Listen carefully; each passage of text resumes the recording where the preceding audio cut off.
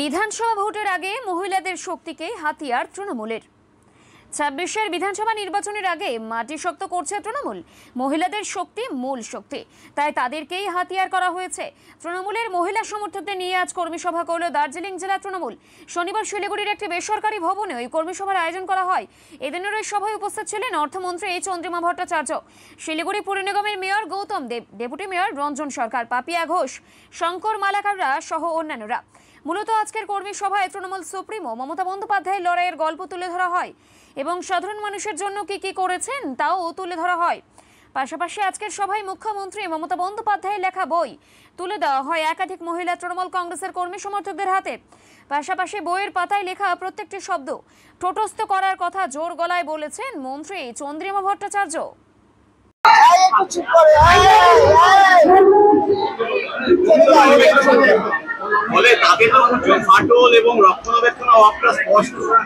সেটাই প্রধানমন্ত্রী কি করলেন, মাননীয় প্রধানমন্ত্রী সেটা নিজের চোখে দেখুন।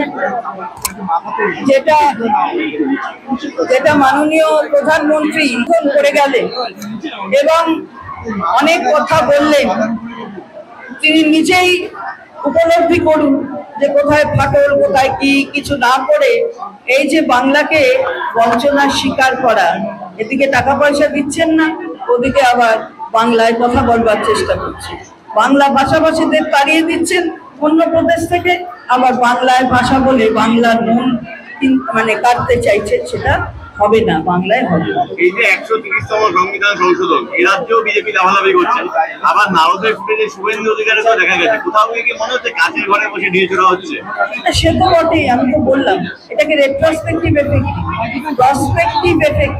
এটা কিন্তু প্রসপেক্টিভ সবসময় আইন হয়, তাদের মধ্যে লেখা থাকতে হয় যে এটা অমুক দিন থেকে লাগু হবে, তাহলে সেটা অমুক দিন থেকে লাগু হয় রেট্রোস্পেক্টিভ। সেইটা যদি বুকের পাঠা থাকে সেটা করুক, সেটাই তো আমরা চাই।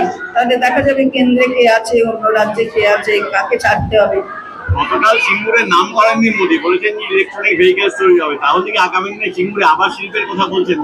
এই ছেড়ে দিন, কত কিছু বলেছে, উনি তো এরকমই বলে থাকেন। তো তা ওনার বলার এত জবাব দিতে হলে তো মুশকিল হয়ে যাবে, কারণ সবই ওনার বলা হচ্ছে ফাঁকা আওয়াজ। এসেছেন পরিযায়ী নেতা হিসেবে, মাননীয় প্রধানমন্ত্রী তাকে সম্মান জানিয়ে বলছি আপনি আসুন, দেখুন কতটা উন্নতি সাধন মাননীয় মুখ্যমন্ত্রী তিনি করেছেন, এবং সেটা উপলব্ধি করে আপনি বারবার আসুন যান, তাতে বাংলার মানুষের মানসিকতার উপর কোনো প্রভাব পড়বে না। জয়েন্টের যে ফলাফল বেরোলো তাতে প্রথম যে 10 জন,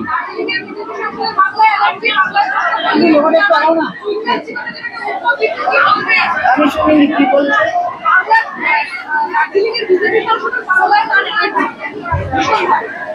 কি করা যাবে, বাংলা ভাষা শিখতে ইচ্ছে হচ্ছে, আবার চিন ভাবে চিউ করছে, এখন সব বাংলাটা কেউ চিন করছে, চিবোচ্ছে।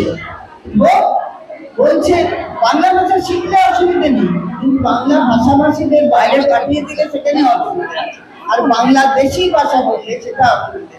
বাংলাদেশি বলে কোনো ভাষা হয়নি। দিদি, জয়েন্টের যে ফলাফল তাদের প্রথম 10 জন, যারা 10 জনই অন্য রাজ্যে গিয়ে ভর্তি হয়ে গেছে, কোথাও কি মনে হচ্ছে মেধা অন্য রাজ্যে চলে যাচ্ছে? না, সে তো এটার জন্য হয়েছে, এটা এখন সুপ্রিম কোর্টের অর্ডারে এটা অনেকটা ক্লিয়ার হয়েছে। সেটা হাইকোর্ট স্থগিতাদেশ দিয়েছিল বলে এটা হয়েছিল। যাই হোক, আমি কোর্টের ব্যাপার নিয়ে কোনো মন্তব্য করব না।